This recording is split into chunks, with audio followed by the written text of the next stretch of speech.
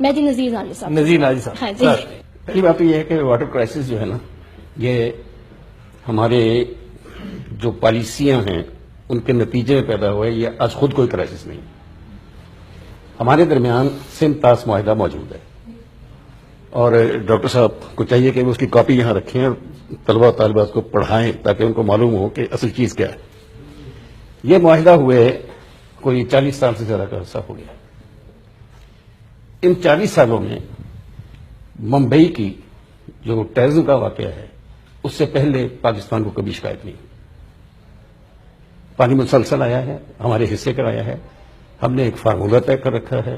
کچھ دریا ان کو دیے ہیں، کچھ دریا ہمارے پاس ہیں، اور جو دریا مشترک ہیں زیادہ تر انہی کے ساتھ بہاؤ ہے ہماری طرف، تو وہاں بھی کوٹا ہمیں ہمارا ملتا رہا. لیکن جب سے ٹیررزم کا ویپن شروع ہوا ہے استعمال ہونا، اور دنیا سب کہتی ہے کہ ہماری طرف سے ہو رہا ہے، تو یا تو ہم یہ کہیں ساری دنیا کیونکہ آپ سب غلط ہیں، لیکن اتنا طاقتور ہونے کے باوجود امریکہ دنیا کو نہیں منوا پایا کہ وہ صحیح ہے. جہاں غلطی کرتا ہے دنیا اسے اس کی مذمت کرتی ہے اور اسے ماننا پڑتا ہے. ہم اتنے طاقتور نہیں ہیں. اگر ہوں بھی تو ہمیں یہ رویہ نہیں رکھنا چاہیے کہ ہم کہہ دیں نان اسٹیٹ ایکٹر ہیں، فلاں ہیں فلاں ہیں. یہ حقیقت ہے کہ ہمارے ہاں ٹیررسٹ موجود ہیں. یہ حقیقت ہے کہ ہمارے ہاں ٹریننگ کیمپس ہیں. یہ حقیقت ہے کہ ہم پاکستان کی جو سب سے بڑی ایکسپورٹ ہے وہ ٹیررزم. تو اس صورتحال میں ہمیں دیکھنا یہ ہوگا کہ مسئلہ پانی ہے یا مسئلہ انڈیا پاکستان ٹینشن ہے. میرا خیال ہے کہ بنیادی مسئلہ انڈیا پاکستان ٹینشن ہے. جب تک ہم اسے دور نہیں کریں گے، جس کے پاس جو ویپن ہے وہ استعمال کرے گا. جل صاحب انڈیا نے ایک سیکنڈ اور جی جی انڈیا نے آپ نے ان کا پانی، آپ کا پانی انہوں نے روک رکھا ہے. انڈیا نے کبھی شکایت کی کہ آپ نے ان کے راستے روک رکھے ہیں؟ انڈیا کا یورپ سے راستہ آپ کے یہاں جاتا ہے، سینٹرل ایشیا کو آپ سے جاتا ہے، رشیا کے ساتھ اس کی بہت ٹریڈ ہے، وہاں جاتا ہے.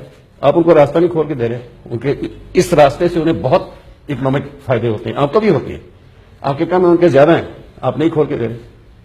تو وہ پانی اگر روک رہے ہیں تو یہ اس کشیدگی کا نتیجہ ہے. جب تک ہم یہ کشیدگی دور نہیں کریں گے، اس طرح کے جیسے ہم راستوں کے ہتھیار استعمال کر رہے ہیں وہ کاریاں کر رہے ہیں. پاکستان کے اندر جتنی ٹیررزم ہو رہی ہے میرا خیال ہے دنیا کے اور کسی ملک میں نہیں ہو رہی. تو اگر پاکستان کی حکومت، ریاست یا جہاں ان کا خیال ہے پاکستان کی افواج اگر روکتی تو سب سے پہلے ان کو روکیں گی، اور اگر ان کے روکنے کے باوجود ہو رہا ہے تو پھر یہ ہو رہا ہے. آپ جنرل صاحب میں باب بتاتے بتاتے مر جاؤں تو اس میں کسی کا کیا قصور ہے؟ ہم نے ٹیررسٹ تیار کیا، بھابے پڑ گئے. ٹھیک ہے، میرا مطلب یہ بغیر یہ بڑی ڈینجرس بات ہے جنرل صاحب جو آپ کہہ رہے ہیں.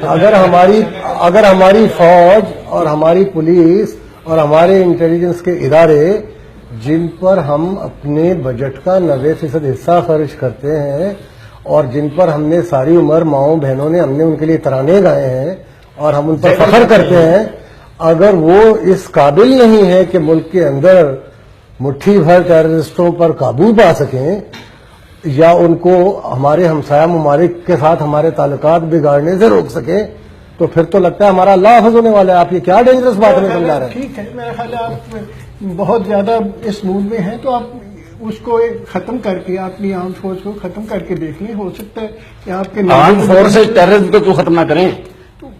آپ کرنے کی تو کیا یہ مطالبہ غلط ہے؟ نہیں، بالکل درست ہے. اور آپ نے دیکھا کہ ہو رہا ہے جہاں تک ممکن ہے، اور اس کے بھی طریقے ہوتے ہیں. جہاں تک یہی میں کہنے کی کوشش کر رہا تھا کہ ہم نے کافی روکنے کی کوشش کر رہے ہیں ان کو پاکستان کے اندر، اس کے باوجود ہو رہا ہے. کل ہوا کہ نہیں پاکستان میں؟ تو آپ کا خیال ہے کہ یہ آپ کی حکومت کی یا آپ کی افواج کی مرضی تھی کہ یہ ہو؟ جنرل صاحب یہ آئسولیشن میں نہیں ہوا، یہ آئسولیشن میں نہیں ہوا. ہم نے افغان وار میں پورا جو فاٹا تھا وہ مرکز بنایا تھا ٹیررزم کی ٹریننگ کا. دنیا بھر کے گنڈے اور ٹریننگ آئی. نہیں صاحب میرا خیال ہے جو گفتگو جو ہے وہ پھر انڈو پاک کے پیراڈائم سے نکل کے وہ ایک اور پیراڈائم میں چلی جائے گی جو اس کا حصہ بن جائے گی.